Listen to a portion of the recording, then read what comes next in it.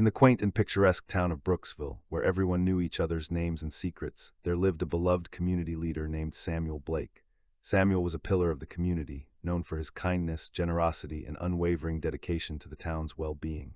As the mayor and founder of several local charities, he had touched the lives of many and was held in high regard by all who knew him. One fateful evening, the serene town was shattered by the shocking news of Samuel Blake's death.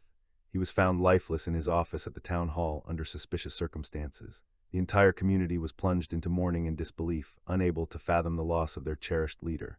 Detective Laura Collins, a seasoned investigator with a sharp mind and keen intuition, was called in to lead the investigation. Laura was known for her ability to solve even the most challenging cases, and she was determined to uncover the truth behind Samuel's untimely demise. Upon arriving at the scene, Detective Collins was greeted by the town's police chief, Tom Harris. "Laura, we're counting on you to get to the bottom of this. Samuel meant the world to us," Tom said, his voice heavy with emotion. "I'll do everything in my power to find out what happened, Chief," Laura replied, her eyes scanning the room for any clues. As Laura examined Samuel's office, she noticed signs of a struggle. Papers were scattered across the desk, a chair was overturned, and there were faint traces of blood on the floor. It was clear that whatever had transpired in that room had not been peaceful. Part 2. The silent witness. As the investigation progressed, Detective Collins discovered that the only witness to the incident was a young child named Lily. Lily, a shy and introverted 8-year-old, had been found hiding under a desk in the adjacent office. She was in a state of shock and refused to speak to anyone. Lily's mother, Sarah, was a close friend of Samuel's and often brought her daughter to the town hall while she volunteered for various community projects. On the night of the incident, Sarah had left Lily in the care of a trusted colleague while she attended a meeting. No one could have anticipated the tragic events that would unfold. Detective Collins knew that gaining Lily's trust and cooperation was crucial to solving the case. She approached the child gently, offering her a warm smile. "Hi, Lily, my name is Laura. I'm here to help. I know you're scared, but I need to ask you a few questions. Can you talk to me?" Lily remained silent, her eyes filled with fear and uncertainty. Laura understood that pushing too hard could further traumatize the child, so she decided to take a different approach. "I have a special notebook where I write down important things. Would you like to draw or write anything in it? Maybe it could help us understand what happened," Laura suggested, handing Lily a colorful notebook and a set of crayons. Lily hesitated for a moment before slowly reaching for the crayons. She began to draw, her small hands trembling slightly. Laura watched patiently, hoping that Lily's drawings might provide some clues. Part 3. The clues unfold. As Lily continued to draw, Detective Collins noticed that her illustrations depicted the events of the fateful night. The drawings showed a figure resembling Samuel, another adult figure, and various objects in the room. One particular drawing caught Laura's attention. It depicted a broken vase with a distinct pattern. Realizing that Lily's drawings could be significant, Laura gently asked, "Lily, can you show me where the vase in your drawing is?" The child pointed to a corner of the room where a similar vase lay shattered on the floor.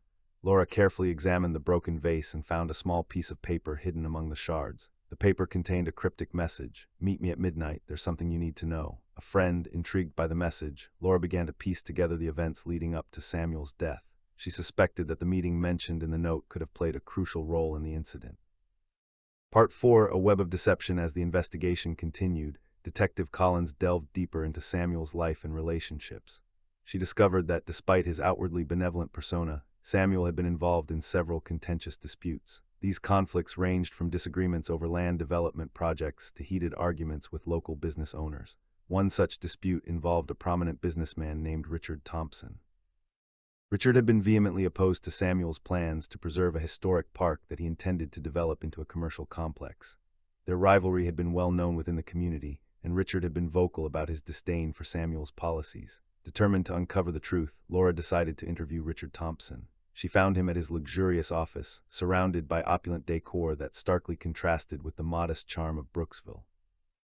"Mr. Thompson, I'm Detective Laura Collins. I'd like to ask you a few questions about Samuel Blake," Laura began, her tone firm but polite. Richard leaned back in his chair, a smirk playing on his lips. "Detective, I have nothing to hide. Samuel and I had our differences, but I had no reason to harm him."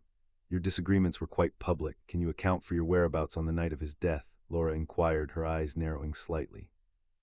Richard provided an alibi, claiming he had been attending a business dinner with several influential associates. Laura took note of the details and decided to verify his alibi with the other attendees. Part 5. Building trust. While Laura pursued leads and interviewed potential suspects, she continued to work on building trust with Lily. She visited Lily regularly, engaging her in conversations about her favorite books, toys, and activities. Gradually, Lily began to open up, sharing snippets of information about the night of the incident. One day, as Laura and Lily were drawing together, Lily mentioned seeing a shiny badge on the person who had been with Samuel. Laura's mind raced as she connected the dots. The mention of a badge suggested that the person could have been someone in a position of authority, possibly even a member of law enforcement. Determined to follow this lead, Laura discreetly investigated the backgrounds of local law enforcement officers who had been on duty that night. Her suspicions fell on Officer Mark Daniels, who had a history of disciplinary issues and had been known to have disagreements with Samuel over community policing strategies. Part 6. The breakthrough. Laura decided to confront Officer Daniels with the evidence she had gathered. She invited him to the police station under the pretext of discussing routine matters. As they spoke, Laura observed his body language and reactions carefully. "Officer Daniels, I have reason to believe you were involved in Samuel Blake's death. I found evidence that points to your presence at the scene," Laura stated, her voice unwavering. Mark Daniels' demeanor shifted from confident to defensive. "I don't know what you're talking about, Detective. I had no reason to harm Samuel." Laura pressed on, presenting the evidence she had collected, including Lily's drawings and the cryptic message.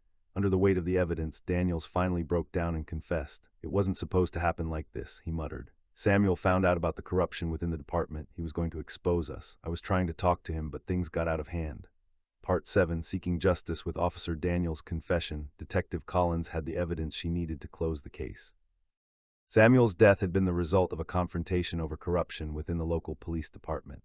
The community was stunned by the revelation, and swift action was taken to address the corruption and restore trust in law enforcement. Lily, the silent witness, played a pivotal role in uncovering the truth. Detective Collins made sure to provide her with the support and counseling she needed to heal from the traumatic experience. Over time, Lily regained her confidence and began to speak more freely. The town of Brooksville held a memorial for Samuel Blake, honoring his contributions and legacy. The community came together to support one another, determined to uphold the values he had stood for. Part 8. A new beginning. With the case resolved, Detective Laura Collins continued her work, always driven by her commitment to justice. She reflected on the lessons she had learned from the investigation, the importance of patience, empathy, and the power of gaining trust. Lily's bravery and resilience inspired Laura, and she made it her mission to ensure that every silent witness found their voice.